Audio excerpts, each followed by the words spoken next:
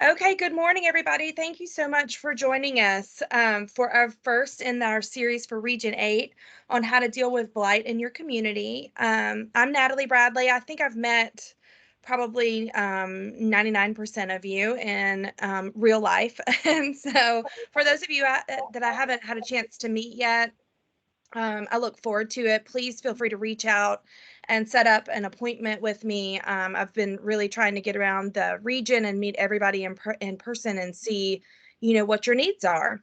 And the reason for today's webinar is actually, in most of my conversations with people throughout the region, blight is the number one issue that continually comes up. How do we deal with it? What are our options, whether it's residential or commercial? And so we have some really awesome people who are experts in these areas, who run programs that are fantastic at DCA, and you'll learn a lot today. I just want to do a couple of housekeeping things real quick. If you have not already muted yourself, please make sure that you stay muted because it does give us feedback and weird noises that we can't hear our presenters very well. So help us out and mute yourself. If you have any questions as we go through, click on the little chat option and type your question in there. And at the end of each presentation, I'm going to read those questions out so that for the sake of time, we can keep things moving. I'm trying to get you guys out as close to an hour as possible. I know we're going to run over just a little bit, but I just want to be respectful of your time.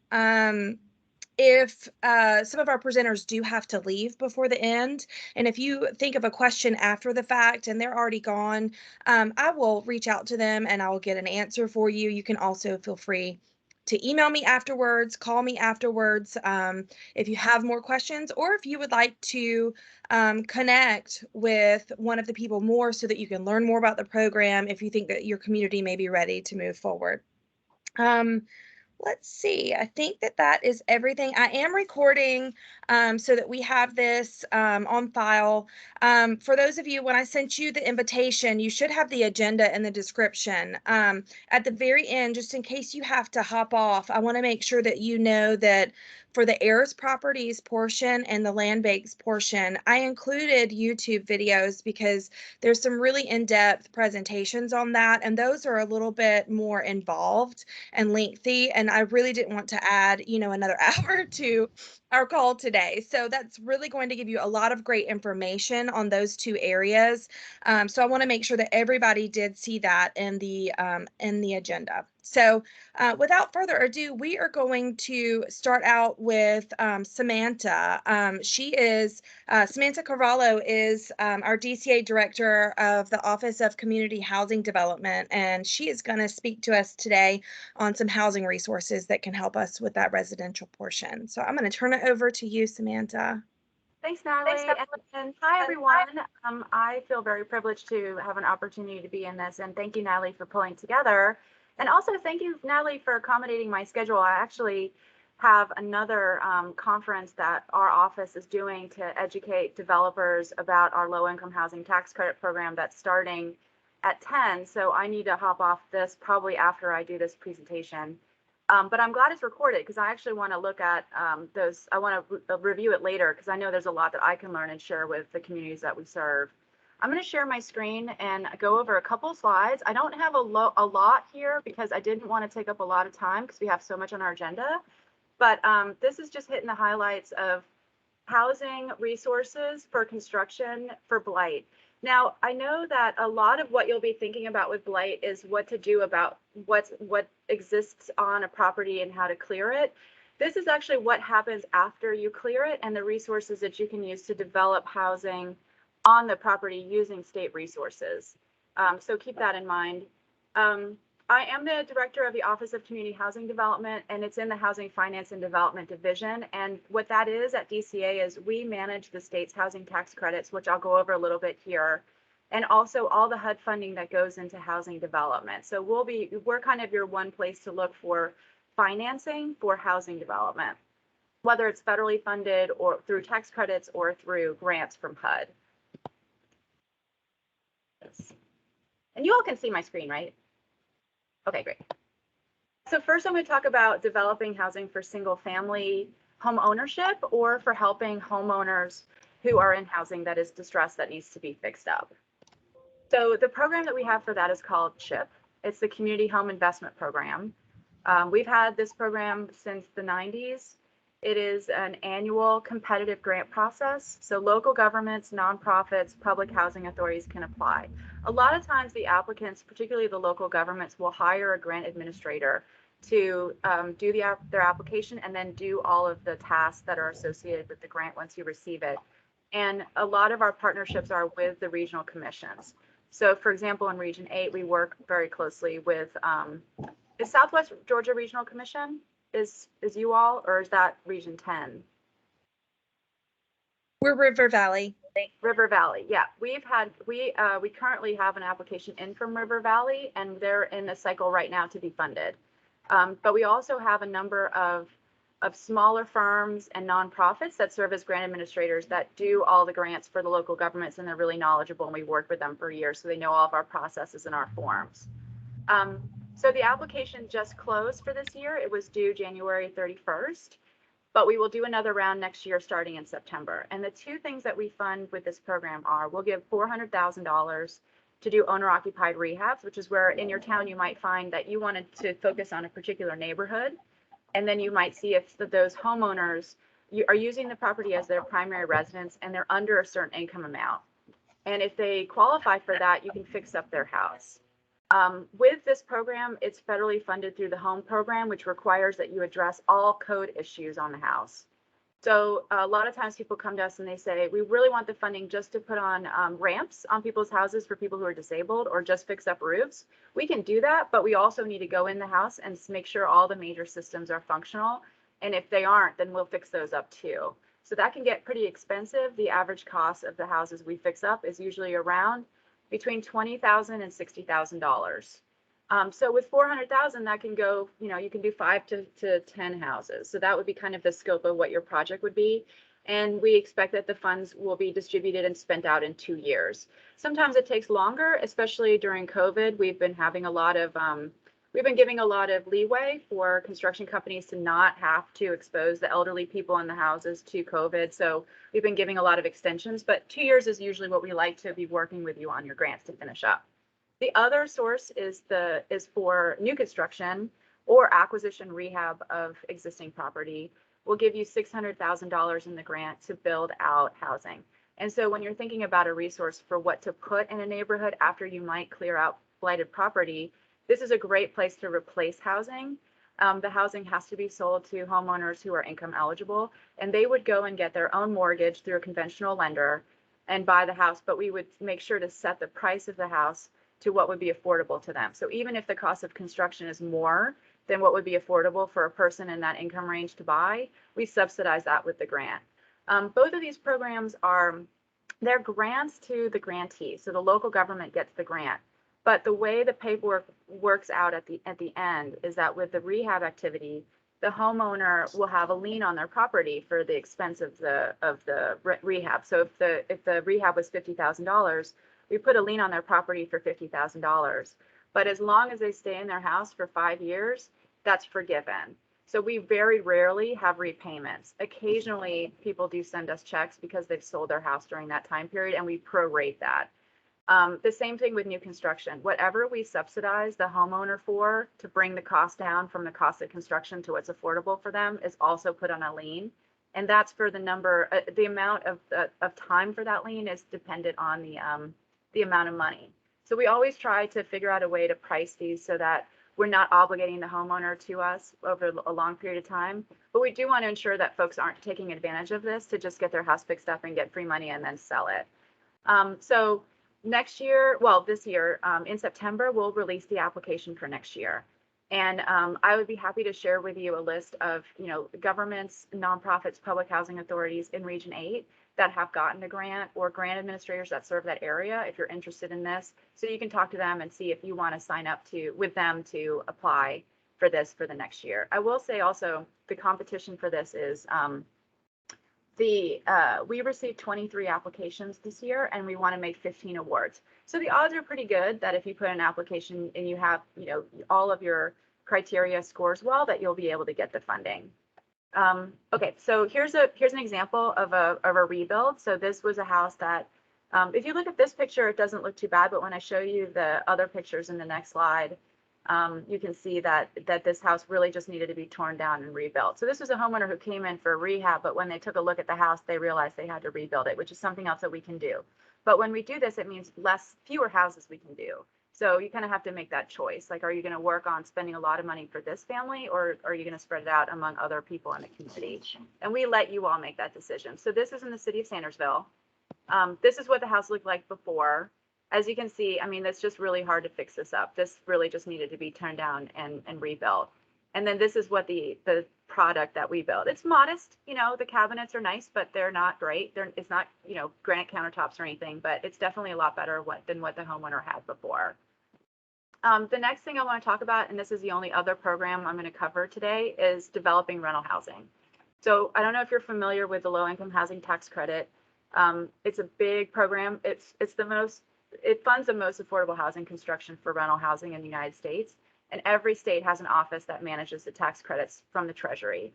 Our goal every year is to either construct or rehab about 10,000 units of rental housing, and we have about 100,000 units in our portfolio.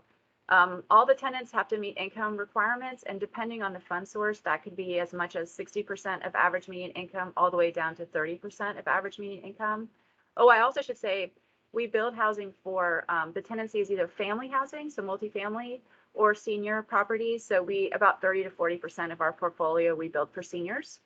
They have to stay affordable for at least 15 years. We have some programs that provide financing that requires it stays affordable for 30 years.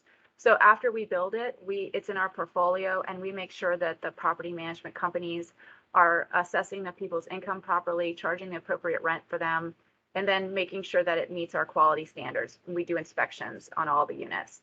Once the time frame is over, we try to incentivize those developers or another developer to come in and re-up so that they can keep it affordable longer. Because a lot of times we try to place this housing in places that have good job opportunities, good transportation opportunities, and we want to hold that property down as long as possible. And we do have a lot of properties that go way longer than 15 years. We go in and repair things, and then they can stay in the program. What I'm leaving after this presentation is actually to work on the workshop for this. So we have a workshop today for developers who are interested in applying. The applications are due in May. They're due in May every year. And then we score through the summer, and we make our awards in the fall. That's and I'm not going to go into the weeds about what the different types of tax credits are, because that could be a presentation all of its own. But our competitive 9% applications are due this May.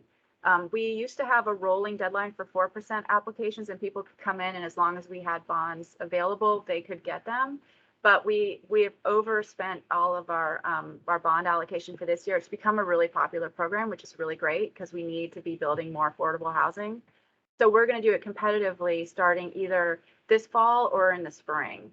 So if you know about the Taxpayer Program, that is kind of a big deal because it is going to change the way that we operate. And by making things more competitive, it means it's going to be a little bit more challenging for people to apply. So let me just show you a picture. Sometimes people think we build housing, and this is, this expectation, I actually really like this. This is what you normally see all over Georgia. It's the public housing that was built in I think the 60s and 70s. And it's fine, it's decent, and it's simple, and it does the job. But I just wanted to show you that with the stuff that we're building, the developers are coming in with really pretty designs, and we're putting stuff in that you really wouldn't know was affordable housing. This is an example of some housing. Oh, and the other thing too I wanted to bring up is a lot of times people see our slideshows, and we show a lot of developments that we do in Metro Atlanta that are like 3-story to 5-story. I also wanted to show an example of something that is more scaled to the communities that you serve. So this one is in St. Mary's. And again, I can give you a list of the developments we've built out in Region 8, and you can take a look at them, or you can see if you want to talk to those developers and see if they want to build something, or if your development plans after you deal with the blighted area are going to meet our scoring criteria and score well. So these are our contacts. So I gave you the contact for the CHIP program here, and for tax credits right now, you can talk to Tanya Lewis for CHIP or Mitch Kelly for tax credits if you have any questions. and follow up. And then I have my email in here also. So, oh, good. Well, I ate up all 15 minutes that you wanted me to talk to Allie. I'm sorry. I talked No, a it's lot. fine. You technically started a little bit after 9. So. Okay. Do you want to do questions or should we move on to the next thing? Let's see. Nobody has asked any questions yet. If you have a question, you can type it into the chat box there. And if you think of something after the fact, you can always email me and let me know if you didn't catch the information there. Samantha, can you share your last page with all the contact information one more time? That's a question that just came up. Sorry. No, it's great. Yeah, happy to. Leave this And up. again, yeah, if you miss that and you don't get a chance to write everything out, you can always reach out to me and I'll be happy to connect you with the right people. And Samantha and I are actually hosting a housing webinar in April. So she's going to go into, we'll have a lot more information about that at that time. So that's our second most requested topic of conversation. All right, I don't see any more questions coming in, so let's see, I think. Go ahead. Yep, no, that's okay. Go ahead. Okay, well then I'm sorry that I have to leave and get into the sessions that we're doing with the developers, but I really appreciate you putting this together, Natalie, and I'm so happy to see all of you here. I always say to everyone that, you know, the state is really just a pass through for the federal funds and fund resources to get into the communities, but we don't actually put any nails in any boards to build housing. And so we really depend on all of you to get the resources into your community, and we will do whatever we can to do that, especially because affordable housing is becoming such a critical need. So don't feel like you can't call us. We are always available, and I'd be happy to help you understand all of the details about all these programs anytime you need that information. Perfect. Thank you so much, Samantha. Okay. All right, I gotta go. Bye, everybody. Bye. Our next person is going to be Cherie Bennett. She's talking to us about the rural zone, which is a wonderful opportunity zone. And we actually have a new person in our region, a new city in our region taking advantage of this. But I'm going to let Cherie talk all about that. Okay, let me pull up my presentation. All right, can you guys see that? It's coming. Okay. I can. Okay, good. Mine's a little slow. All right. Well, I'm going to be talking about the Rural Zone program today and how you can use it to potentially fight blight in your commercial areas, particularly your historic downtown core. So the Rural Zone program actually began, it was signed into law in May of 2017. Rural stands for Revitalizing Underdeveloped Rural Areas legislation. And the purpose of that original bill was to provide an incentive, it's 3 tax credits, to stimulate investment and job creation and economic development in rural downtowns. And the 3 Georgia state income tax credits offered are a job tax credit, so a job creation tax credit, an investment tax credit, and a rehab tax credit. The job tax credit is for a new business to come in to your designated rural zone and create at least 2 new jobs, or for an existing business that decides to expand and hire at least 2 new employees. The investment credit would be for someone coming in and purchasing property in a designated rural zone. And the rehab tax credit is a credit for any work that you do on the building to rehab it, to prepare it for being occupied by a business. That first set of rural zones, as I told you, it was signed into law in May of 2017, and DCA, the Department of Community Affairs that I work for, and the Georgia Department of Economic Development, the commissioners designated 9 rural zone communities that first year in January 1 of 2018. And you'll see these 9 communities. Bainbridge I'm going to talk about in a little bit because it was in that first round of communities, and it's been quite successful using those rural zone tax credits to remove blight in downtown Bainbridge. Here are all the rural zone communities that have been designated around the state. We have about 45 now. And in Region 8, Cordele is one of your rural zones. So would love to get some more rural zone applications from Region 8, since I'm from Montezuma. Would love to see that happening. So that first year, at the end of the year, we decided to do annual reporting so we could see what kind of successes those original 9 communities had. And what we saw is that by offering these tax credits in these downtowns, these 9 communities were able to drop their vacancy rate from 26.1% to 18.6%, which was an overall about a 30% reduction in their vacancy. 72 buildings exchanged hands in those 9 downtowns. There were 48 rehabs and a total of 42 new businesses, which resulted in 195 new jobs. And let me go back. Sorry, I'm trying to move this little screen so I can see the bottom, but you have the total public investment made within those rural zones and downtown. So public investment is investment made, by the communities, by the city, 2.1 million, but then total private investment was 8.4 million. And so that was involved in the rehab of those buildings and other work done on those buildings. So a really successful first year.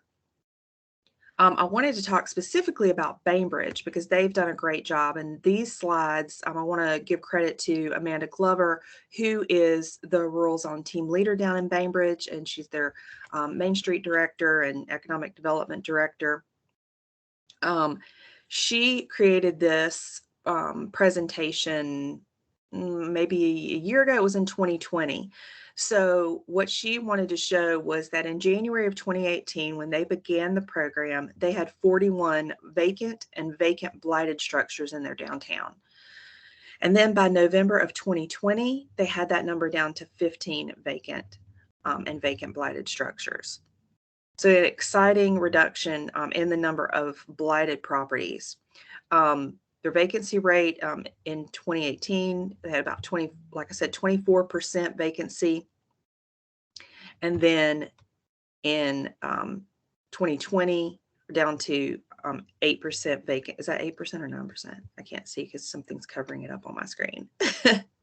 But a reduction in that, a great reduction in the vacancy rate. And I want you to pay attention because these are some really good before and after shots of buildings that definitely I would say were blighted, some not as much blighted, but I think you can see a major difference in the befores that are on the top row: before, after, and before, after, with new businesses, a new hotel, new businesses going in. And the same on this page with the before and the afters. Before, definitely blighted building here. After, definitely blighted building here. And after. It's a really good success rate in downtown Bainbridge. Here's another one. I thought this actually came in on their annual report for 2021.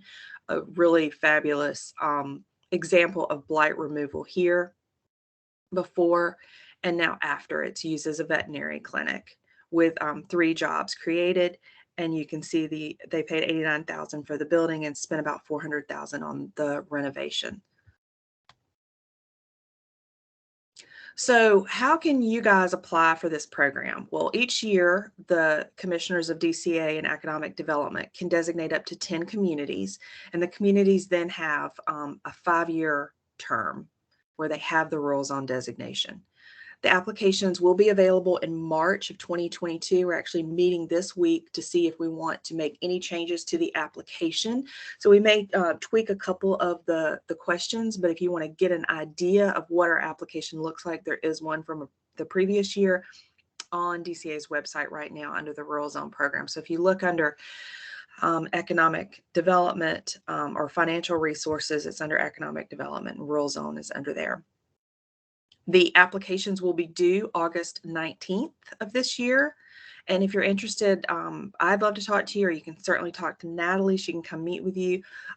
Or you can also talk to the River Valley Regional Commission if you don't feel like you have staff that have enough time to work on the application. I know the regional commissions around the state are willing to do that for communities if they have the time. So the cities and counties that are eligible for rural zone designation are those with a population less than 15,000 people. You must have a concentration of historic, and historic in this instance means over 50 years old. So historic commercial structures within your zone. Within the application, you're going to have to prove economic distress based on poverty rate, vacancy in the downtown, or concentration of blight in your downtown. The community does need to be in compliance with all state reporting, like your service delivery strategy, your comp planning, your GOMI reports, and report of local government finances.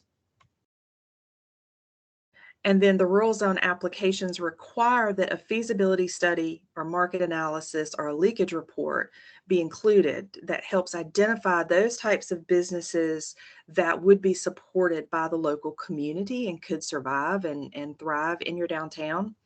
And then we also require a downtown master plan or strategic plan that outlines all the goals for the revitalization of your downtown, and then an implementation, a very detailed implementation plan, work plan that describes who's going to do the job, how you're going to fund it, deadline for completion to reach those goals. And the reason that we're talking about it now, it's just a great time since Natalie decided to have this workshop, is that you've got time to put together these studies before the application deadline in August. So now is a great time to start if you're interested. Really quickly, I was just going to go through the rules on tax credit. So if your community's designated, these are the tax credits that you would be able to offer businesses as an incentive to come into your downtown and purchase buildings, do rehab work, and create jobs. The key really is job creation. So in order to unlock the investment tax credit and the rehab tax credit, you've got to create at least 2 new full-time jobs, or well, actually it's 2 new full-time equivalents. So it could be a full-time position, or you could add together part-time folks to equal a full position. So as I said, the threshold is 2 jobs. It's a $2,000 tax credit per new full-time equivalent job created. And these are new jobs to the state of Georgia. So it can't be that a business decides to move from Ellaville to Oglethorpe and brings their jobs with them. That wouldn't count. They have to be new jobs. And FTE, as I said before, it means that it doesn't have to be a full-time position working 40 hours, that you could add together part-time folks working together to equal 40 hours a week. An example of this would be, let's say 2 women decide to open up a clothing store, maybe in downtown Cordele. The 2 sisters are going to each work full-time, and then they're going to hire part-time high school students. And so what would be their tax credit over 5 years if all those jobs are maintained? Well, you've got the 2 jobs, that's 80 hours, the 4 part-time workers also working 80. And then that's 160 hours divided by 40. That's 4 full-time equivalent jobs. So in the first year, those 4 jobs times 2,000 would be $8,000. And as long as those jobs are maintained for 5 years, the business could take over those 5 years a $40,000 tax credit. So this is a great incentive to try to get folks to come into your downtown area. The investment credit is going to be equal to 25% of the purchase price of a building. Once they purchase it in your downtown, not to exceed $125,000. The building would need to be purchased after your community gains their designation. So for our new communities, that's January 1st of 2022. But for next year, it'll be the purchase needs to be made after January 1st of 2023. But keep in mind, those 2 jobs do need to be created within that building in order for the owner to get the tax credit. An example of this is, let's say that an investor comes in and purchases a building, and he's going to renovate the 2nd floor into 2 apartments, and then lease out the 1st floor to a new law office with 2 full-time employees. So his investment credit, since he has the 2 jobs located within the building, would be 25% of the purchase price of the building, which would be $100,000. That does have to be prorated over 5 tax years, so that would be $20,000 a year. And let's say the investor or the owner doesn't have enough income tax liability to use all of that $20,000 in 1 year. They can carry forward that tax credit for up to 10 years. The rehab tax credit is going to be equal to 30% of qualified rehab costs, not to exceed $150,000. In the case of the rural zone program, qualified rehab costs are labor and material costs. Looking at that same example that we just looked at, let's say that that owner spends $150,000 to renovate the second floor and $150,000 to renovate the first floor, and then still leasing it out to the law office that's going to create 2 full-time jobs in the first floor. So the total rehab costs are $300,000, and 30% of that is going to be a $90,000 tax credit that does need to be prorated over 3 tax years. Again, as long as those 2 jobs are maintained in the building. So that'll be $30,000 tax credit per year. Again, it can be carried forward for up to 10 years. A question I often get is, can all 3 of the tax credits be combined? And the answer is yes. This is another example from downtown Bainbridge where Southern Philosophy Brewing Company did just that and used all 3 and said that, without the tax credits, they really probably wouldn't have made this project happen. So this is on the downtown courthouse square in Bainbridge, renovated the building, and that's before rehab and during rehab. And then after rehab, it has been quite successful and the location has been great there on the square. But just to show you, they were able to take the job tax credit for the 3 jobs they created, the investment tax credit on the $41,000 purchase price of the building, and they spent about $70,000 on rehab costs, so they got 30% of that. So their first year of tax credits, they were able to take $15,020, and then the total credits that can be earned over 5 years was $61,160. So it really went in to help this small business work. And that's all I have. I know that was quick, but I only had 15 minutes, so I was trying to put as much in as I possibly could. But this is my contact information. So if you need me, if you want to talk about the program or talk about your application, I'll be more than happy to do that. And Cherie, thank you. That's so awesome. Can you just, in case not everybody can see the chat, we did have a question on what type of tax credit are we talking about, property tax or income tax? And I know that that's been answered in the chat, but can you just talk about that a little bit more for those on the phone Right. with? Right. So the tax credit is a state of Georgia income tax credit. So it's a tax credit on the business's income taxes. Okay, perfect. And I have another question here. One of our small counties, they're asking, is it possible to name an entire county as a rural community? We have fewer than 5,000 people. We have 2 cities, but they don't have the resources to plan this program. The county could ostensibly do it if non-incorporated areas can be included as well. Well, would there be a concentration of historic commercial properties in those non-incorporated areas? That would be the question. Yes, there would be. It's a possibility, but let's talk about it. Mac, why don't you email me and I'll connect you with Cherie and we can talk more about that. That's a really good question. Is that Webster County? No, Stewart. Okay. Yeah. So thank you. Mm-hmm. That's awesome. And Cherie has some really great YouTube videos that are in more links on the DCA's YouTube channel too. You can look that up and see. I love how you give all the different examples of the tax credits and everything because I know it gets confusing, but that has more, good information. I learn better through the examples. Yeah. If you just talk about tax credits, that doesn't make sense. But if you show me an example, I can usually understand a whole lot better. So that's why I try to do that.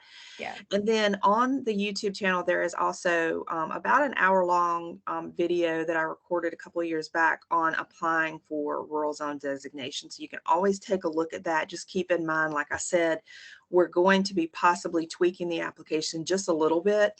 But overall, I think that information in that older video is still good for you to guide you in the application process. Absolutely. And I think that we have several communities that could really benefit from this. And, and you do have different people and organizations like River Valley that will help you to complete this application. I have a question from K1. Where does DCA get the population numbers and have they been updated recently? They have not yet, K1. I know I'm looking out for Americas to see, just to make sure, crossing my fingers that y'all don't go above that 15,000 population mark so that y'all can apply this year. My GIS coordinator, the person that handles this, says that she would have that information in March, but I don't have a day in March. And she is using, yeah, fingers crossed, yes. She is using American Community Survey 5-year average data. So she's waiting on that to come out. Apparently there was a delay this year. Normally that comes out in December, I think, but there was a delay this year. Okay, thank you. All right, that's it so far. So thank you, Cherie. That was awesome. Mhm. Okay, so we're going to keep moving along. Now we're going to go to Redevelopment Fund. And Janera Byron is going to present on that for us. There you are. Thank you. Thank you. Thank Let you. me share my screen here. Okay. And again, as she's talking, if you have any questions, just type those into the chat and we will ask her about those at the end of her presentation.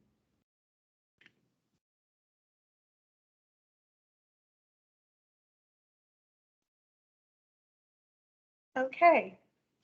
So thank you again. Good morning. My name is Janera Byron. I'm the Economic Development Consultant for DCA. And welcome to the redevelopment session.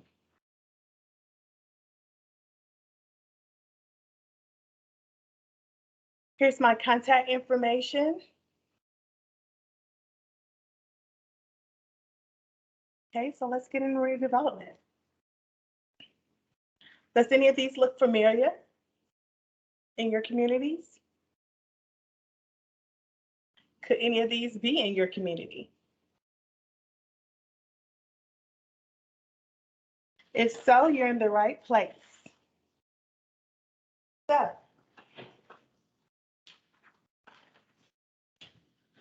recognizing that redevelopment projects can be the most challenging economic and community development projects a local government may undertake, the Redevelopment Fund was created as a set-aside of Georgia non-entitlement CDBG program.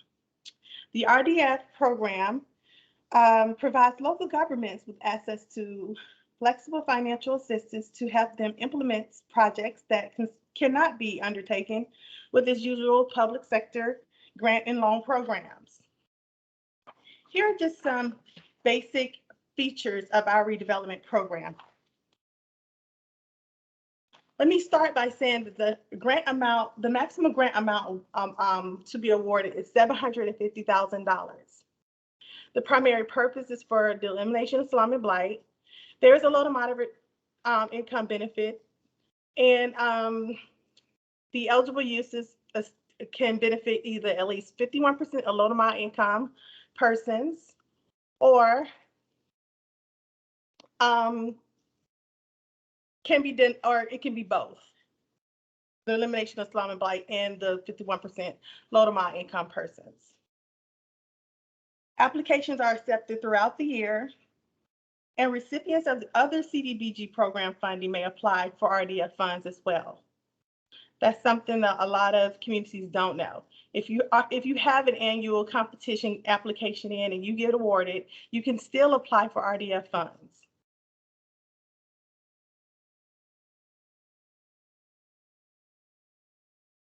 So the Redevelopment Fund program encourages communities with blighted properties to focus on long-term community development. Projects must demonstrate the following: a resolution of spot and area basis blight, long-term planning and development efforts of the community, significant impact on the overall project, a strong community commitment, ready to proceed, and completed within 24 months.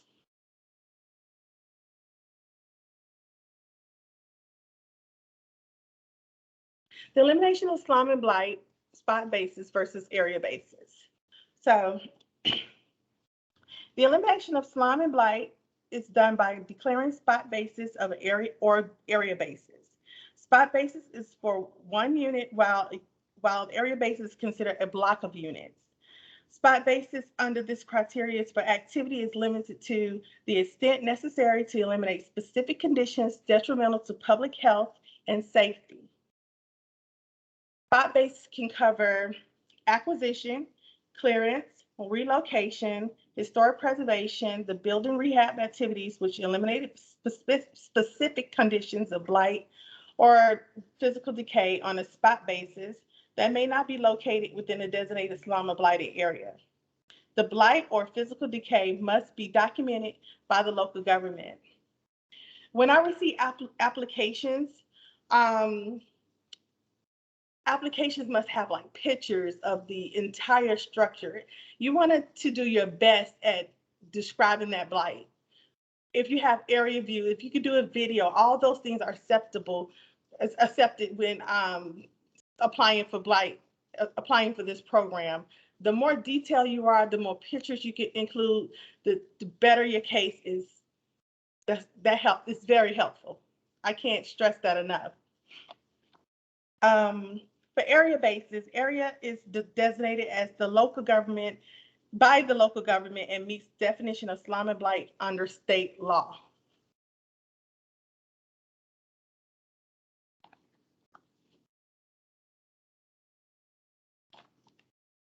For low to moderate income benefit, it's defined as the member of the family having an annual income equal to or less than the Section 8 Housing Assistance Program lower income limit established by HUD. Unrelated individuals are considered as separate families. Families' income is described as the full amount of the gross income before any deductions of the family members residing in that household. All economic development activities must benefit at least 51% of low mod persons. Who's eligible to apply? So non-entitlement cities and counties, of course, are eligible, and non-entitlement communities cannot. That's your metro urban cities and counties. Eligible subrecipients will be your for-profit businesses, your local development authority, your regional development authorities.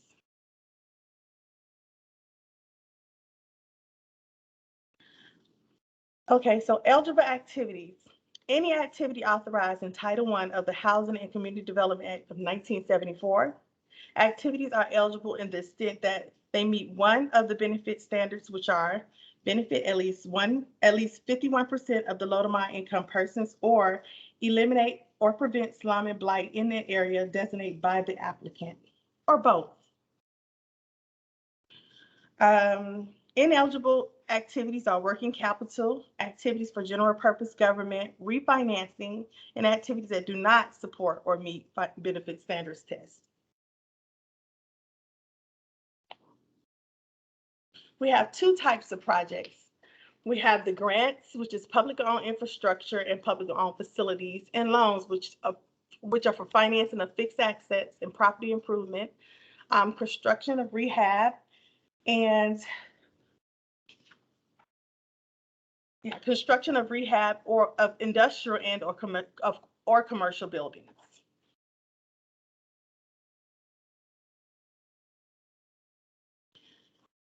Some eligible grants activities under grants could be construction of rehab of public infrastructure such as water and sewer lines that clearly support redevelopment, parking, publicly owned easements such as conservation easement, acquisition of property to support publicly owned facilities and infrastructure.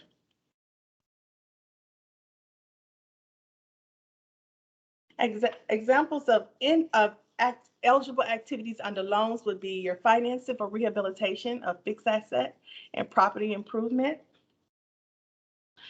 That includes land, building, machinery, and equipment, and acquisition of rehabilitation of commercial and/or industrial building structures that or any other real property that can be financed, which such as direct loan to private business, loan to development authority for leaseback and purchase by private businesses.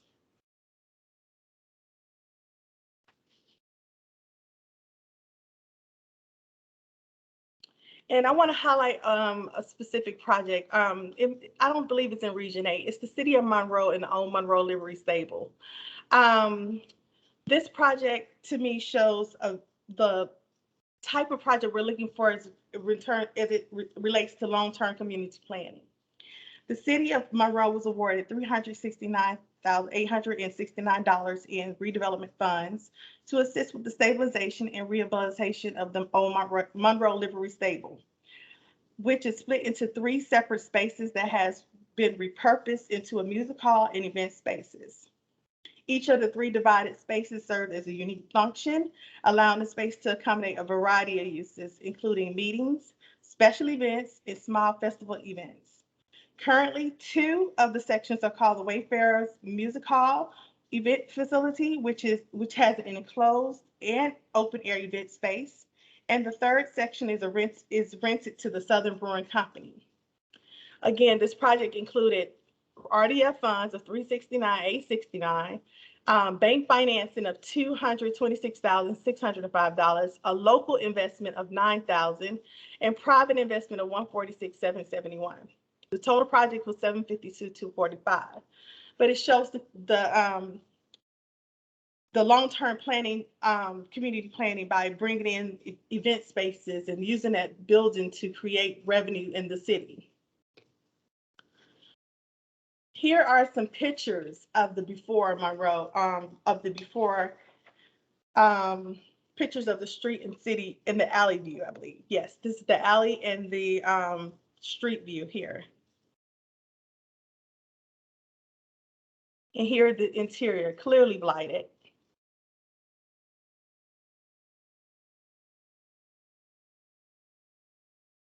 And here's the after pictures.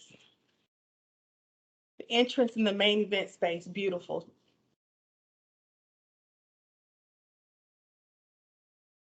And here's the exterior pictures of the outside in the courtyard.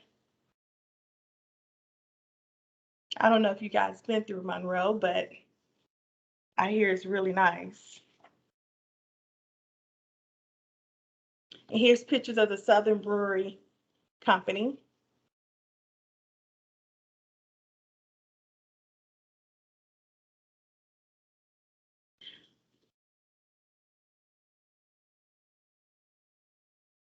Oh, and that concludes my presentation. Pretty quick, pretty simple. But I'm available if you need to talk, and if you have a building in your community that you want to talk about, or if you have some plans or some ideas that you want to just brainstorm with me or Natalie, I am always available. We could just talk about it and see how best to get the ball rolling on those projects. If RDF program is not the way to go, we probably have other programs in-house that can help you. But again, this program is very helpful, and it's been a great source for redevelopment within the historic downtown areas. That was great. And I love the Monroe example. It's so beautiful. That area has really come alive. I do have a couple questions here for you. On what's the interest rate for the loan side of the projects? It's usually about 3%. Okay. It's never over market. It's always going to be around 3%. Okay, perfect. Monica, yes, I do think that this might be a really good fit for that building in Cordele. So we may be having a Zoom with you. Yes, I've actually just looked at the documents the other Yep. day, and I was like, Yeah. oh, wow, okay. Yeah. Let's talk some more about that.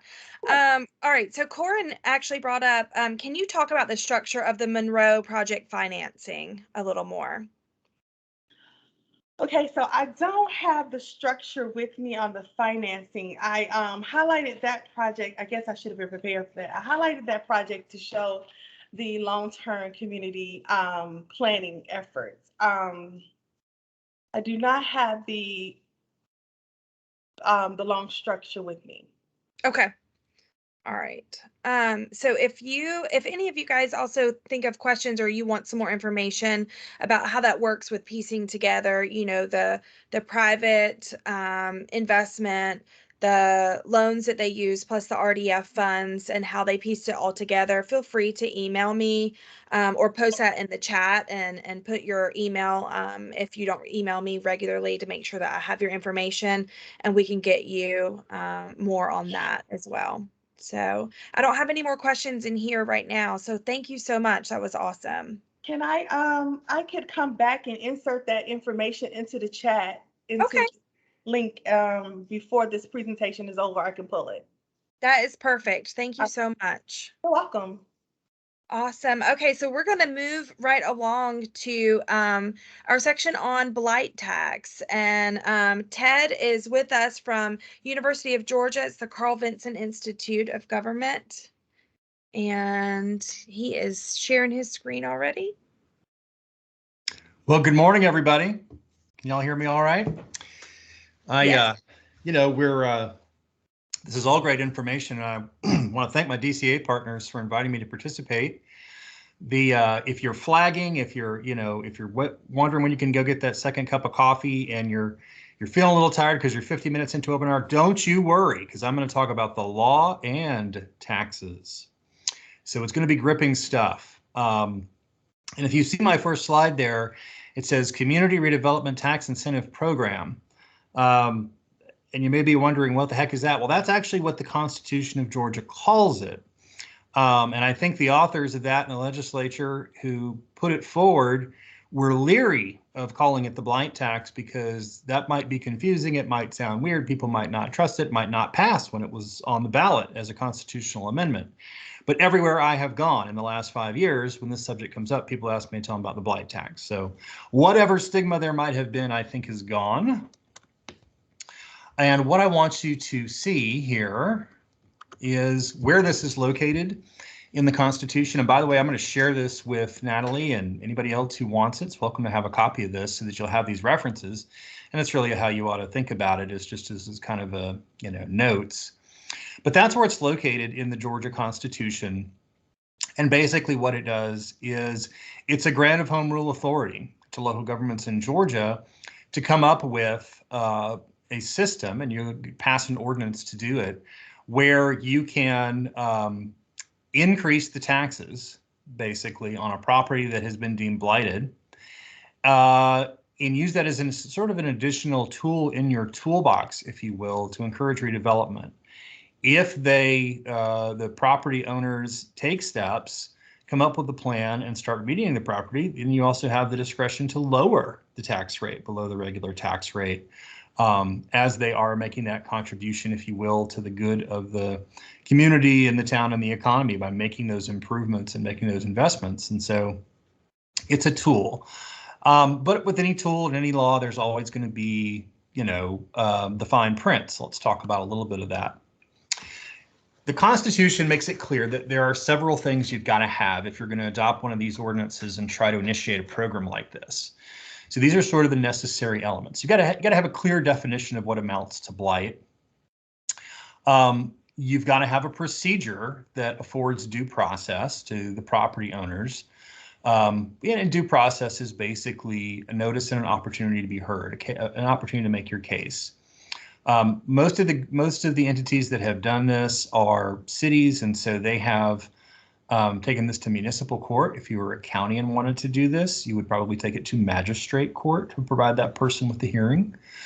And And we'll talk a little bit more about this, but in determining your standards for blight, you don't have to reinvent the wheel. Borrow language from state law, borrow language from your existing code of ordinances that talks about what constitutes a nuisance. You have to come up with standards for determining when the property is being rehabilitated. What do you have to do? What's the minimum you have to do to rehabilitate the property in order to meet and satisfy the conditions of the ordinance?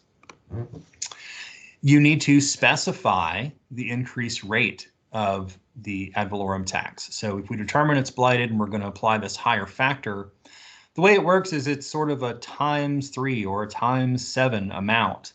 It's a multiplier. So, I get asked the question there's a handful of communities where they don't have a property tax. Well, 0 times anything will be 0. So this isn't a tool that's going to be very useful to you. But most of our communities do have a property tax. And so what you're doing is you're multiplying the existing millage by a factor that you determine.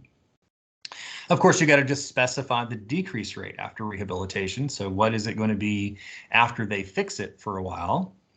And then there's an option here, segregation of funds, which basically means where are you going to put the money that comes in from the higher taxes that you're levying as a part of this program. It gives you the option of putting it in the general fund or putting it in a specialized account and spending that money only on redevelopment. It's we'll talk a little bit more about this in a minute, but it's this is not really a moneymaker. It's a redevelopment tool. So if these dollar signs are sort of appearing in a cloud around your head, you need to kind of wave them away because this isn't going to make you a lot of money. This is going to help you maybe with some property owners that are sort of derelict and you need to get their attention. All right, so if we talk about defining blight, the Georgia constitutional provision talks about at a minimum, it's property that constitutes a endangerment to the public health or safety. And what does that mean? I mean, those are sort of classic nuisance examples. If the structure is going to fall in on anyone, if it is attracting criminal activity or squatters, if it's attracting rats or noxious insects that are creating problems for the surrounding area. Here is the biggest limitation that you need to be aware of. The constitutional provision says you can't use this against a dwelling house that one or more people use as a primary residence. Okay, so if you think about that, you can right off the bat say, okay, well, commercial is subject to this, industrial is subject to this, and residential could be subject to this, provided that it's not being used as somebody's primary residence. So, you would not use this against, say, the senior citizens who are living in a very derelict home, right? They just don't have the funds to fix their home. You're going to look to one of the other tools and some of the other things that your partners at DCA and your regional commissions can help instruct you about. You would not use this. It's not available. In terms of determining blight, you can, there's another example there. You can import the definition in state law from the eminent domain code or from your ordinances, as I mentioned earlier. I talked about what kinds of properties, brownfields is another good one to think about. And what's a brownfield? My classic example is an abandoned gas station. They're littered across the state and those tanks in the ground held petroleum. And so it's a brownfield. It can be remediated, but it'll take some investment to get the tanks out, to do the environmental testing, to make sure it's safe for whatever purpose the property is going to be put to. But if you've got, an abandoned brownfield, whatever it is, more than likely it's going to have been commercial property. So it might be a good thing to use this tool for. It's unlikely to be used on undeveloped land simply because those aren't going to be at the top of your list of properties that really need to be addressed. I'm not saying it can't be if you're creative, but you're probably going to have a lot of other properties you want to kind of go after first, and the taxes on undeveloped land in a blighted area won't be that significant to begin with. So here's sort of the steps, right? You start with an inspection, and people ask me, well, what does that mean? You should have, there should be some basic level of code enforcement in your community. It doesn't matter whether you're a county or a city. Visual inspections from the curb for blighted property is usually enough. You can simply, walk around the perimeter and note conditions of blight that probably violate your ordinances. You write that up like you would any other code case. You look and compare that to your ordinance that you've adopted, and someone has to make a written determination. That can be the head of the planning department, that can be the chief code enforcement officer, city manager, whoever you want to do that. And then you submit that report to the property owner. You have to give them notice. Tell them where they can come sort of view that and request a hearing. So you want to give them, probably 30 days to come before the municipal court judge or the magistrate court judge, so that they can be presented with the evidence, and their side of the story can be heard, if you will. Now, that's what you would do normally in any kind of code violation case. So this isn't reinventing the wheel here. And just like with those cases, pictures tell 1,000 words. If you're photographing conditions of blight, how do you, I always tell people, how do you refute a photograph of, a roof that's collapsed? How do you, okay, this is your building, right? And this is a picture of it, yes. And this is the roof collapsing, yes. And you don't think it's blighted. It's really hard to refute photographs. So you build those cases like you do any others. The municipal court sets the hearing date, they provide the notice. When you get to court, the burden will be on the city to prove that it meets those criteria you've laid out, and the municipal court will make a written determination. And upon that, your increased factor, your times factor, the existing taxes will go into effect if the court has in fact found it to be in a blighted condition. If someone doesn't like that, they can appeal it to the Superior Court, which is where all of appeals from municipal court go. So, when you're doing this and you're setting this up, what's likely to be your challenge? Well, you got to adhere to the constitutional boundaries that we discussed. Due process is always a challenge in any kind of redevelopment case that you're trying to make.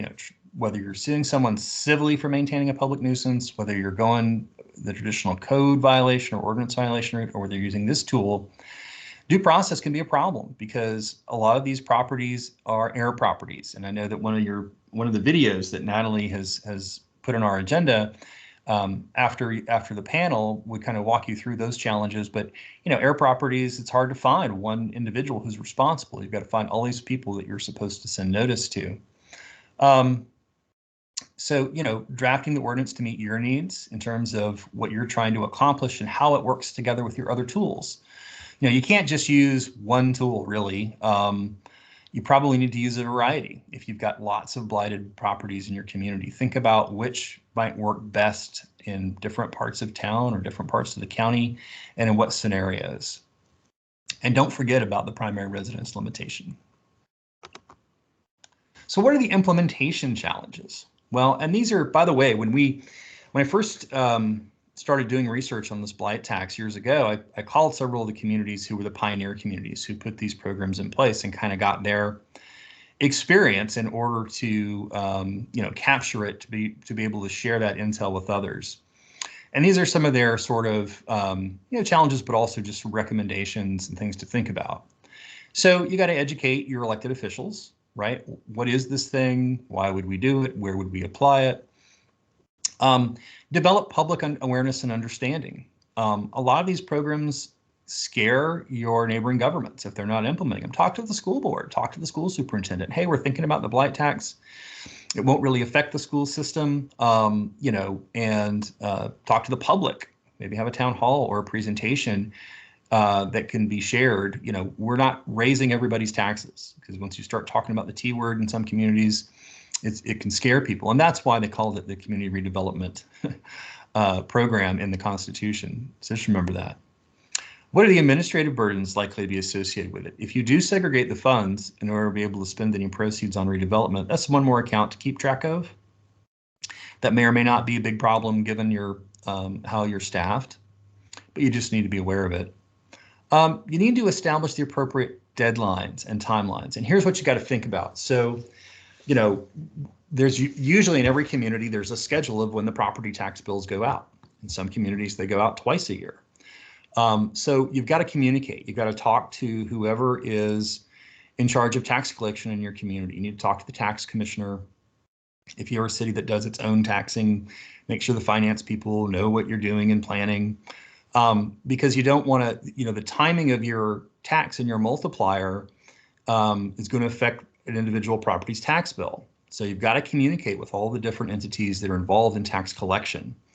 Don't just do this and expect it to automatically happen, and try to get the timing right on when you're getting these orders from the judge, because that's going to affect what somebody's bill looks like. You don't want them getting the regular bill and then a week later getting the increased bill.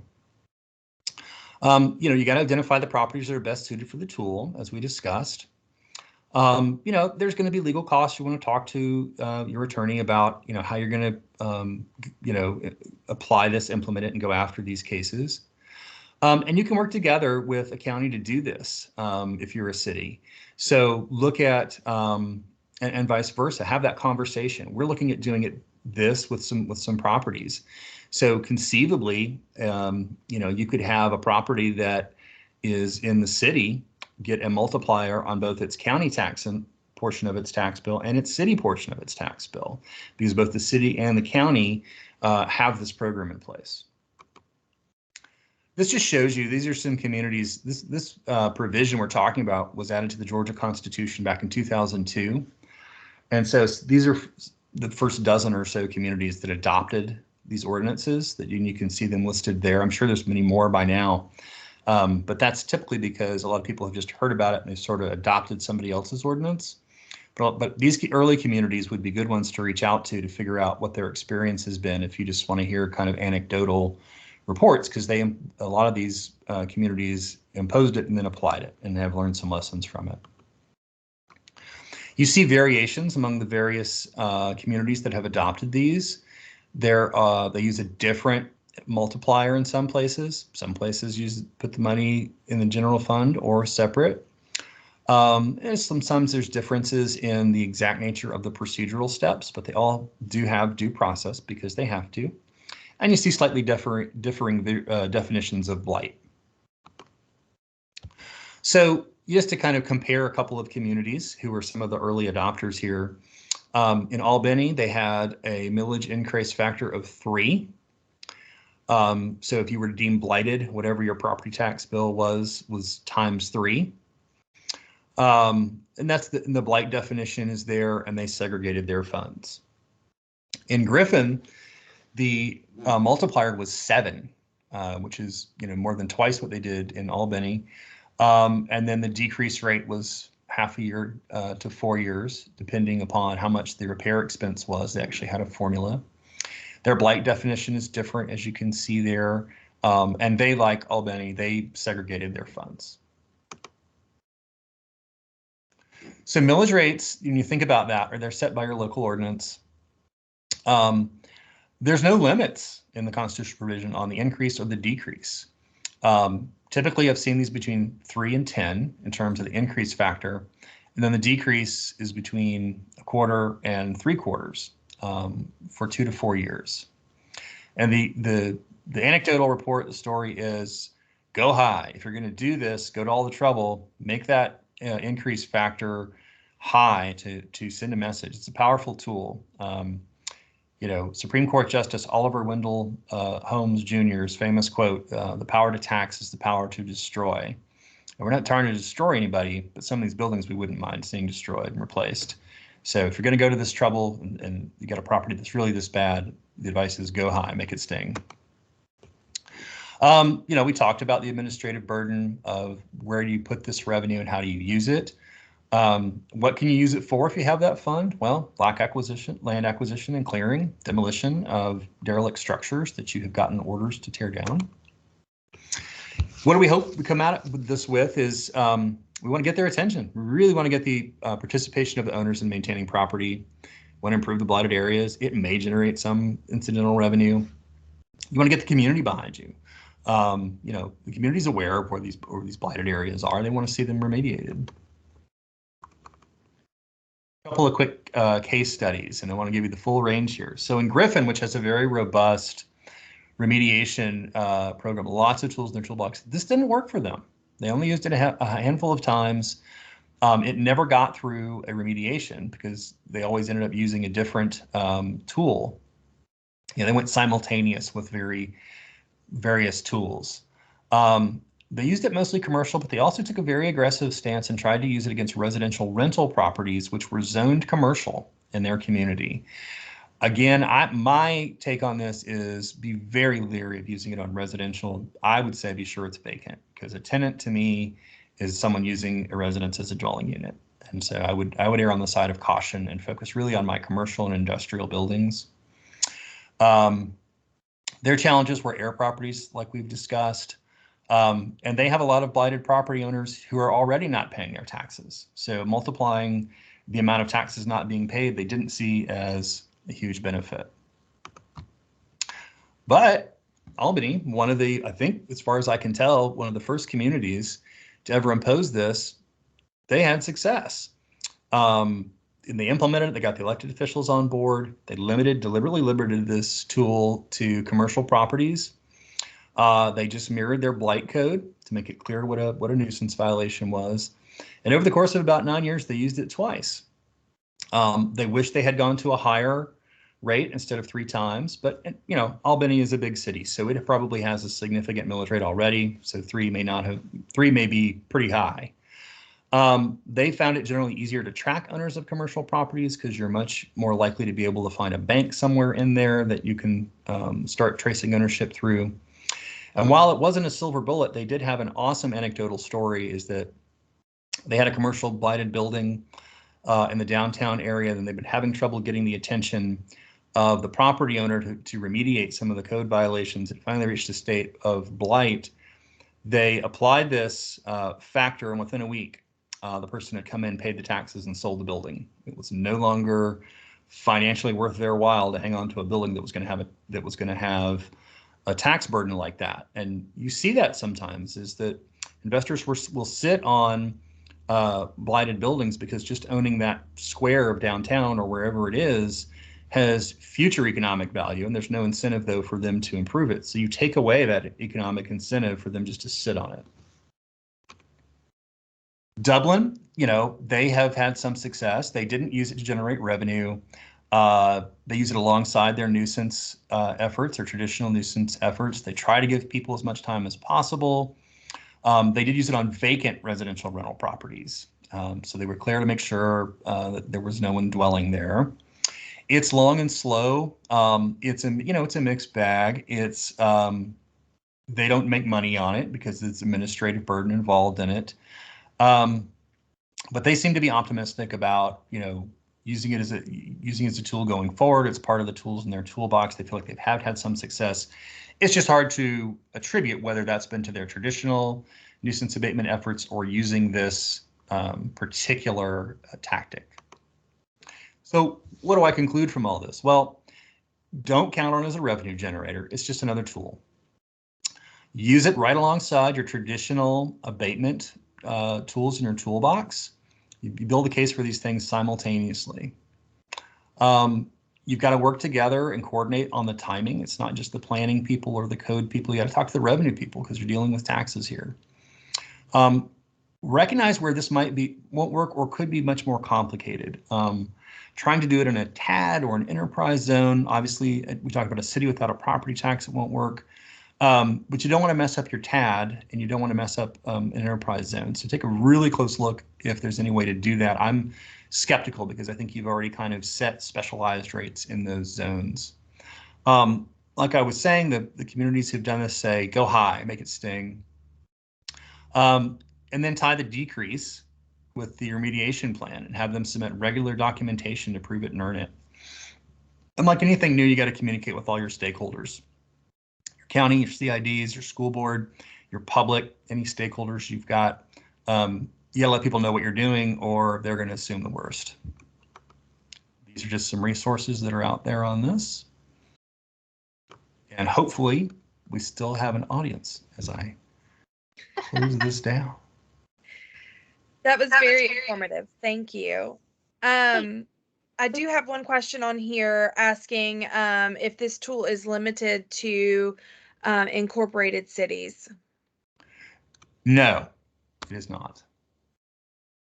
All right, there you go on that. And also, Albany is very close to our region. I know that I have been given information on their program is called Fight Albany Blight FAB, and they're willing to speak and let you know one-on-one what they've gone through. Ted, do you mind putting your acknowledgement slide back up, the resources?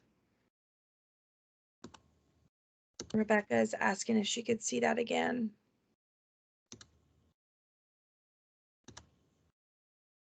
Thank you. Thank you. Sure. All right. And you can take a picture of the screen so you don't have to write frantically. Got it. I'm on it. Okay, awesome. All right. Thank you so much, Ted. I really appreciate it. I know everybody else appreciates it because Blight is just, it's a lot to think about. So I really appreciate that. All right, so we are going to move on to Jessie Owensby, and she's actually like a case study in action. She's going to talk to us about the city of Cornelia, how their community has actually gone through this, how they've handled things, and you guys have actually been recognized a lot recently. So people are noticing your work, which is awesome. Finally. Hey, good morning. My name is Jessie Owensby. I'm the Community and Economic Development Director for the City of Cornelia. My presentation, as I said in the chat, is literally Ted's presentation in action. So I'm a case study for everything that he just talked about. So I'm going to go ahead and go right into it. Can y'all see my screen? Yes. Yeah. Okay.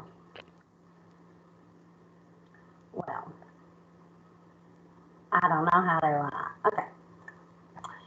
So for the city of Cornelia, we struggled to enforce our property maintenance codes for several years for several reasons. We previously had very poor leadership in our planning department, as well as our code enforcement department. It was under the police department, it was under the planning department. Nobody knew who was supposed to be doing what. And then the recession in 2008 really killed our downtown, which is our historic area. We had a lot of vacant properties. There was no accountability of our property owners, and a lot of our property owners who were very wealthy just came and took up all of those properties that had been abandoned in 2008 or that had been closed down in 2008, and they just took them for pennies on the dollar and didn't do anything with them. And so we had no buy-in from our property owners. There were a lot of these buildings being used for storage for their other businesses and other places. And we just didn't have a very good reputation from our community in general. So we had some issues to combat. Some of the blighted structures, as you can see, the arrow on the right is pointing to a telephone and power pole, which was literally up against the window of a historic building, and you could open that window and touch the power line.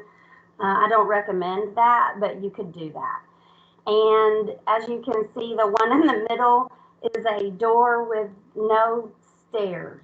So you could literally open that door and fall right on out the building. And then the one on the left is a staircase that I wouldn't touch with a 10-foot pole. So we had some issues. This is right in the heart of our downtown. It was terrible. This is like what you see when you drive into downtown. Another one of the issues we had was this building, the roof was collapsing, and the property owner literally did not care. Drove by it every day, knows that's his building. As you can see, the door was duct taped together. It was, we were in pretty rough shape. This is another one of our blighted buildings. It literally wouldn't even close. So we did have squatters in this building. I mean, it didn't even have a doorknob, guys. and the door frame was rotted off anyway, so it wouldn't have done any good. This building was an old gas station, so it was considered brownfield, but it also had some sewer issues. And so the sewer had flooded the building and never been mitigated. It had just been kind of locked up. And this is also right in the heart of our downtown. That's that same building again on the right. And then this building on the left, there were no erosion control. So there's a creek behind this building, and the building was literally falling into the creek. And then the arrow on the left is showing you windows that are broken, and this was an old gun store, and it was full of firearms. So, you know, just whoever wanted to could just reach right on in there and grab themselves an AR-15 and carry on with life. It was really, really, really, really bad. So we have this Blight Tax, or this Community Redevelopment Tax incentive on the books since 2011. But because of our leadership, it was never enforced. Our code enforcement didn't even know what it was. And it read that our ad valorem taxes would be increased by 3 mills, not multiplied, added. And 3 mills to some of our property owners is like 25 cents. They don't care. So that didn't do anything to entice them to want to do anything with their properties. We also had no inventory whatsoever. No one had ever gone through the city and basically taken down a record of any of the buildings that were vacant or blighted or anything. And so we had to basically start from scratch in 2018. What we did was we went through the building inspector and myself went through every single space in our downtown district, and we took an inventory, and we got the address, the property owner, their information. Do we think it's blighted? Is it vacant? A lot of things.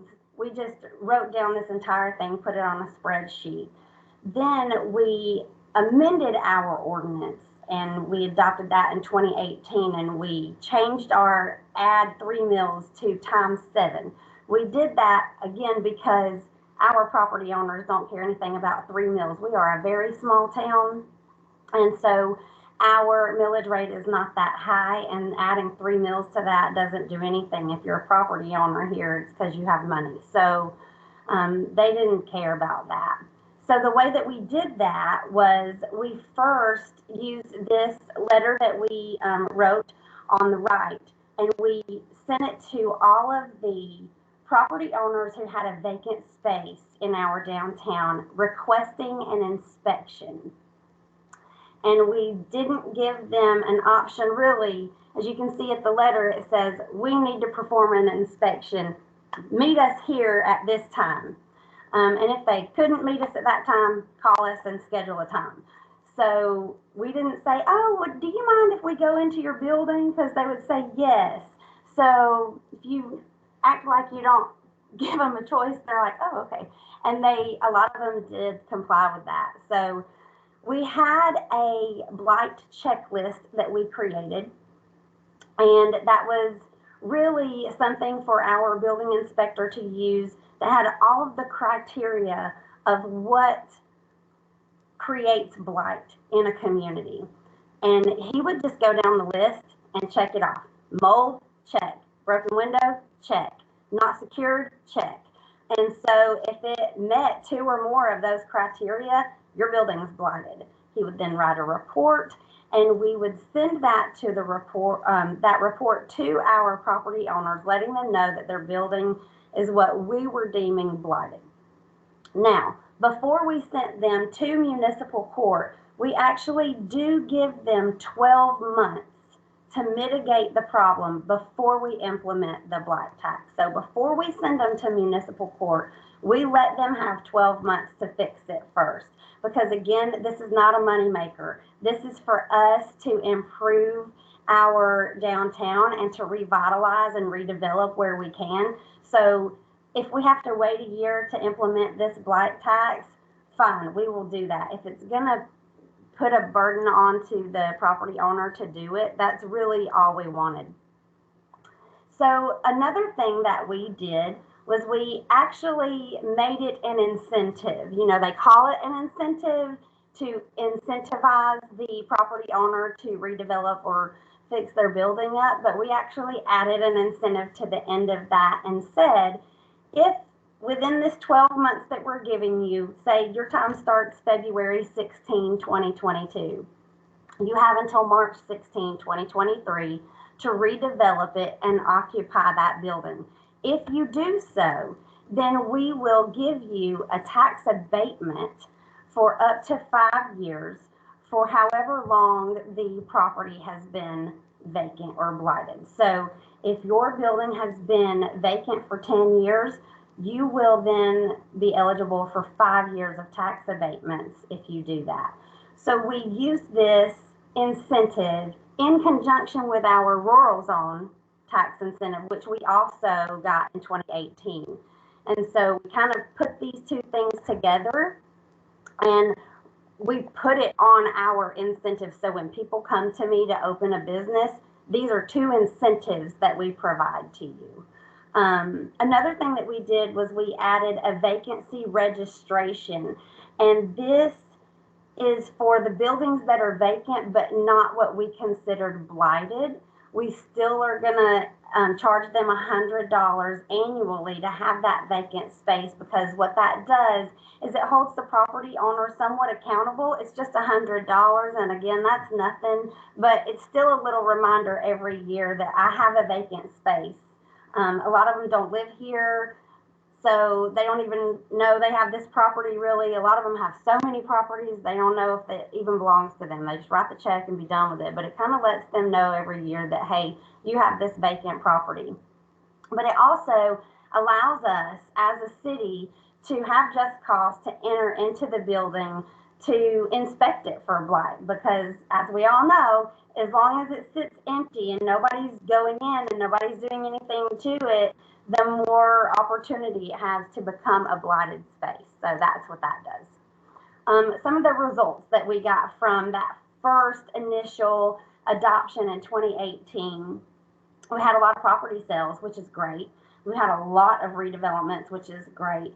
And we've had 2 court cases. So when we started to do this, we had 2 of them that didn't want to play our game. And so they actually took us to court.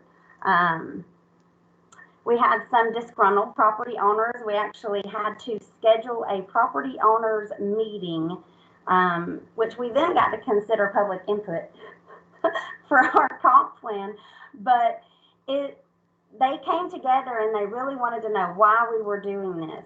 And it was an opportunity for the city to kind of explain to them why they need to care about their property.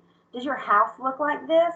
No. Then why does your commercial property look like this? And again, we had an unwarranted lawsuit, which is still in litigation, and will be in litigation for the foreseeable future.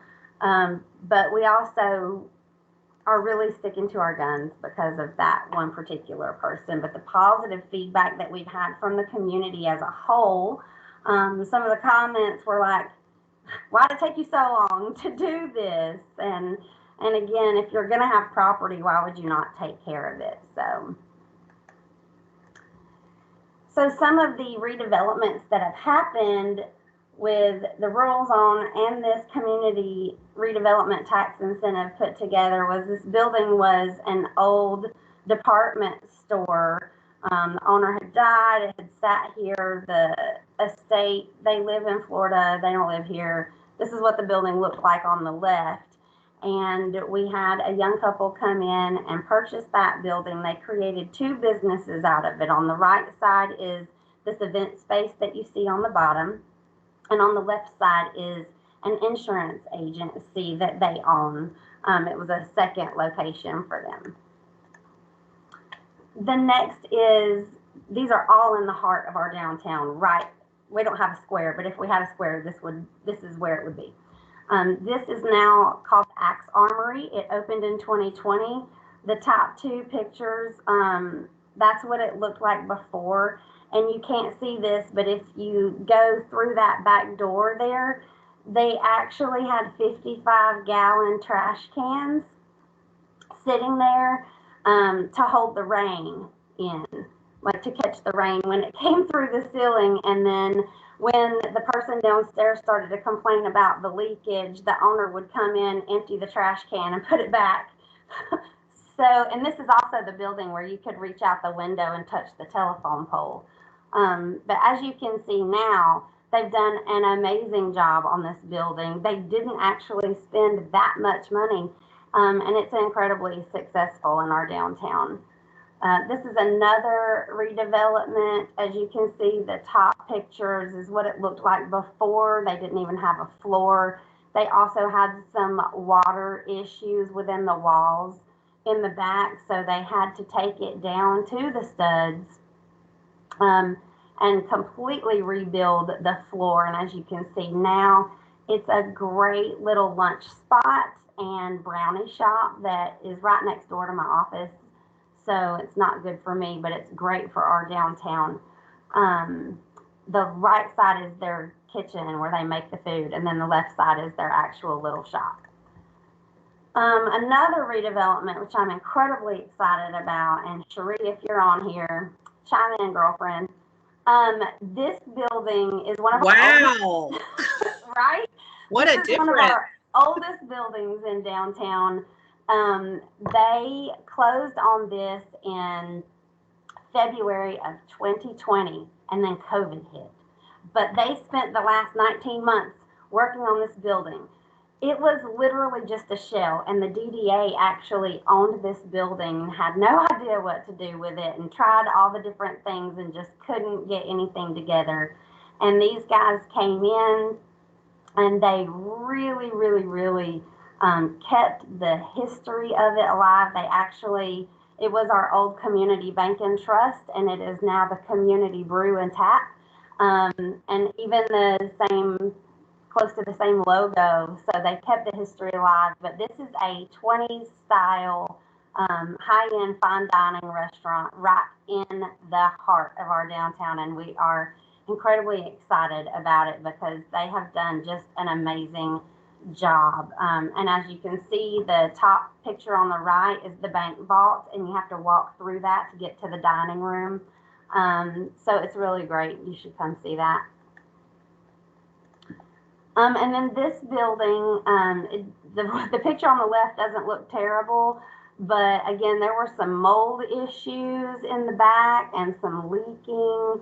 And so we had this great sign company from Toccoa come in and open a second location, and they just did a phenomenal job. So they opened just a couple months ago. And then this building, they just closed on in November. And as you can see with the picture on the right, you can see where there has been some water damage all over the place. It's on the walls, it's in the ceiling, it's everywhere. But they are just about to turn this into 3 commercial spaces with 4 Airbnbs on the second floor. So this is a great project as well. All of these structures were blighted. They're all in our downtown. They're all historic buildings. And yeah, so some of the results that we've gotten since 2018, this is all since 2018, we've opened 33 new businesses. 14 of those have taken rural zone credits. We've created 168 new jobs. $3.5 million in private investment and $56 million in public-private investment. And our entire downtown district has now been listed on the National Register of Historic Places. And so we're very proud of it. The community redevelopment tax incentive has worked for us. Again, we haven't had to use it other than threat. Except for those 2 cases. And the one case, again, is still in litigation.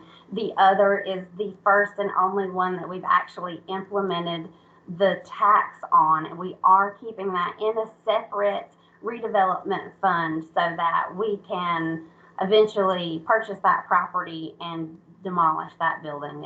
it's unsalvageable. So yeah, that's about it. Any questions? This is awesome. So, one question before I start asking the others. So you guys have implemented the blight tax. You're also rural zone. Is there anything else that you guys have utilized all at the same time in Cornelia?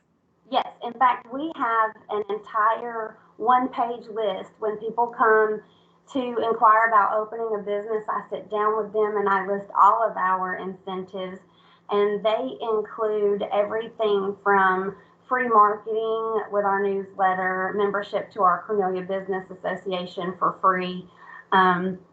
We automatically, if you're in the downtown district, you automatically get 50% off of all of your permits, license applications, and everything that you'll need to open your business from the city is an automatic 50% off, including your alcohol license. So if it's a $5,000 fee for an alcohol license, you're paying $2,500.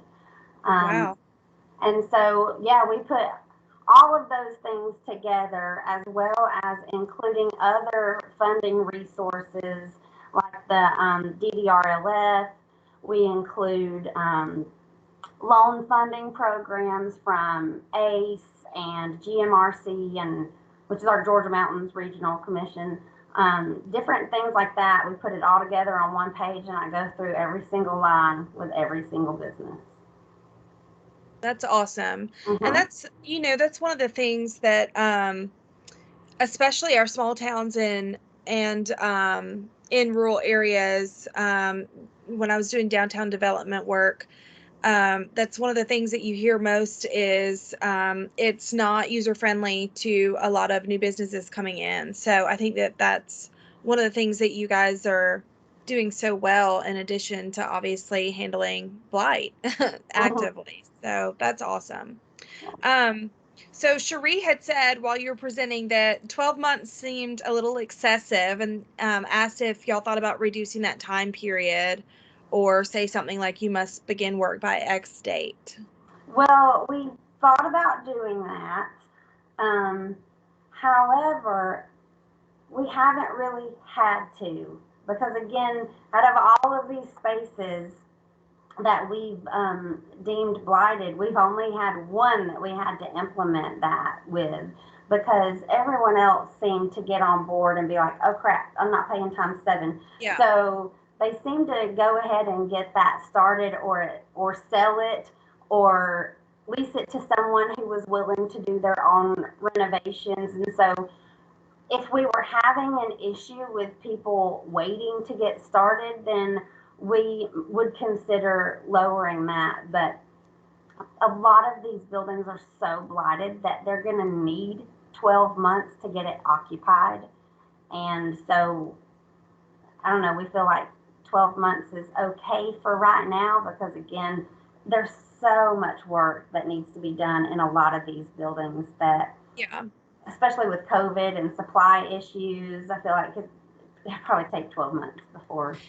And I will say, I actually thought that I made a note when you said that it was the 12 months, because some of the pushback that I've gotten from communities where I suggested the blight tax, they didn't want to do it because they don't want to seem like they're criminalizing their citizens, or that they're, being the bad guy to a degree. But I feel like that's a really good kind of meeting in the middle, because you're saying this is what we're going to do. We're holding your feet to the fire. However, we're not being completely unreasonable, and we're giving you time to deal with it. So I think that that's kind of, especially for a lot of our communities, we're experiencing some serious blight, and I personally like that, especially if you're a community that you're on the fence because you don't want to seem too aggressive, but you've got to get this taken care of, because it's a cancer to our downtowns and other areas. So that's right. And like I said, we didn't have a very good reputation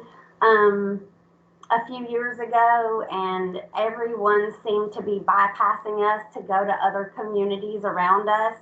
And so we've made a concerted effort to be very business friendly, because we are the retail hub of our county, and we're the central location of Region 2.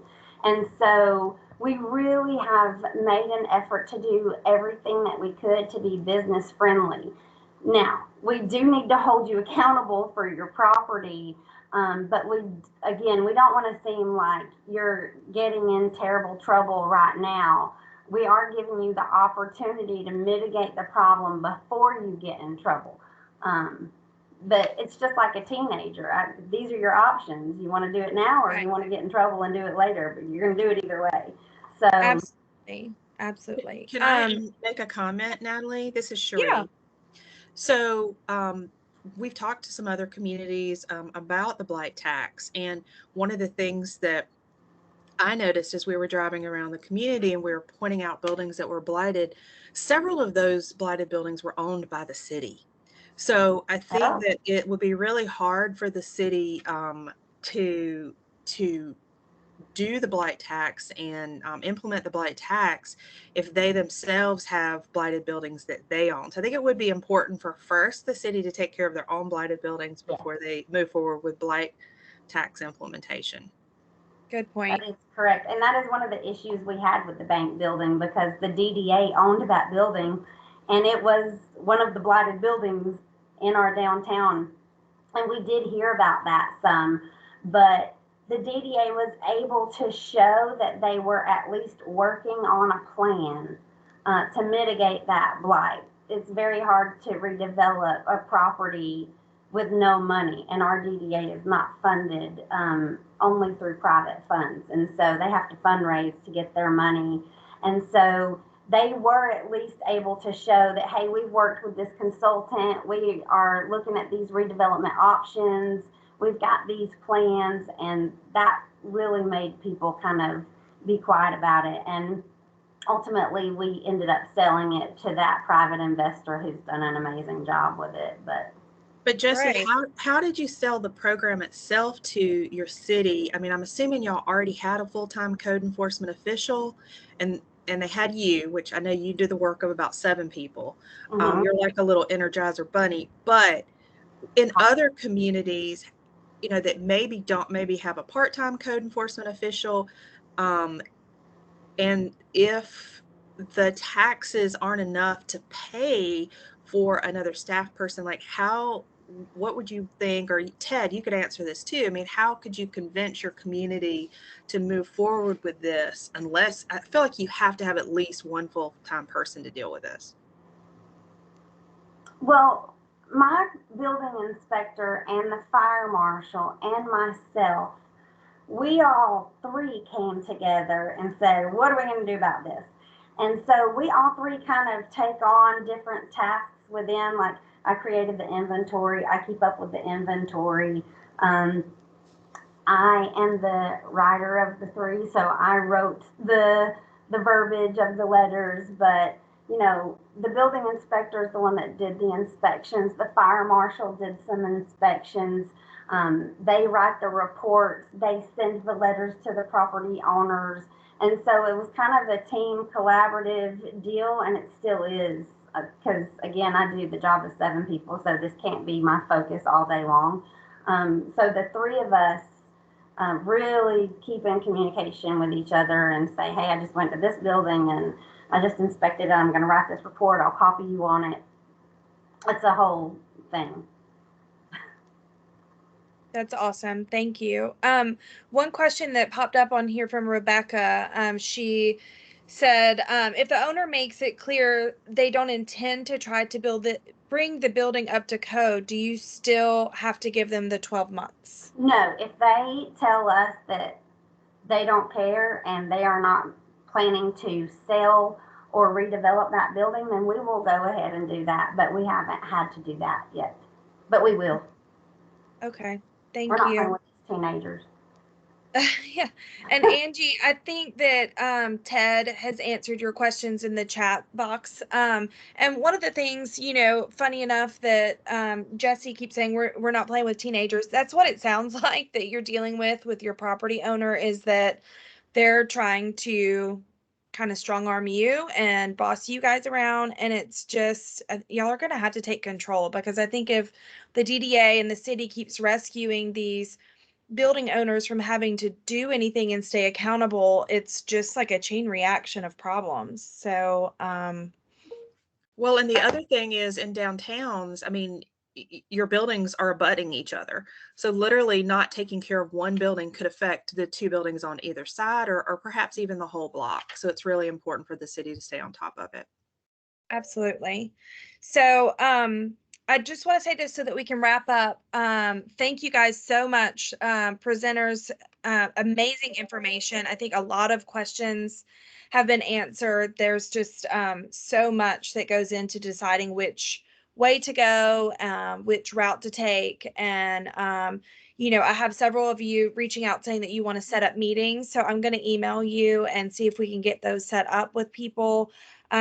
This can be a pivotal moment for many of our communities, just like Jesse was talking about in Cornelia. They had a bad reputation. A lot of stuff was not working for them. There was no buy-in, there was no accountability. And just look, one decision after another, and staying accountable and keep moving your feet towards that goal, it does make a difference. So don't get overwhelmed and give up. It's like they say in downtown development over and over again, it's a marathon, not a sprint, and you have to keep reminding yourself of that and not getting too overwhelmed. I do want to make sure that I say again, I've included the YouTube links for you to learn more about how to deal with air properties. That is something that has been brought up a lot in our region, and it's a problem, honestly, throughout the state and I'm sure the country. But there are things that you can do. It's not a quick fix, but you can go look at this video that's brought to you by the Georgia Heirs Property Law Center, and they will help you kind of understand what's going on there and moving forward. Land banks is another really big animal to take on. But I will tell you, Macon County, which is actually where I live in Region 8, started a land bank just a few years ago. I believe it was in 2019. And it's been slow because of the pandemic, but just already in the downtown where I live, we had a huge building that was an eyesore. Yesterday, they started busting out the windows because, somebody had bought the building from the land bank, and they're turning it into something that our town desperately needs, and they are actively working on it and revitalizing that property. And it's a big task, but I would highly encourage you to look at the video. You have to have multiple organizations, coming together, cities, county, to really, I think, make a difference for especially our small areas. If you have any questions that you weren't able to ask here, please shoot me an email. I put it in the chat. And I really appreciate you guys joining us today. And I hope that you got a lot of good information out of us. Thanks again, presenters. Appreciate y'all. Thank you. Bye-bye. Y'all have an awesome week. Bye.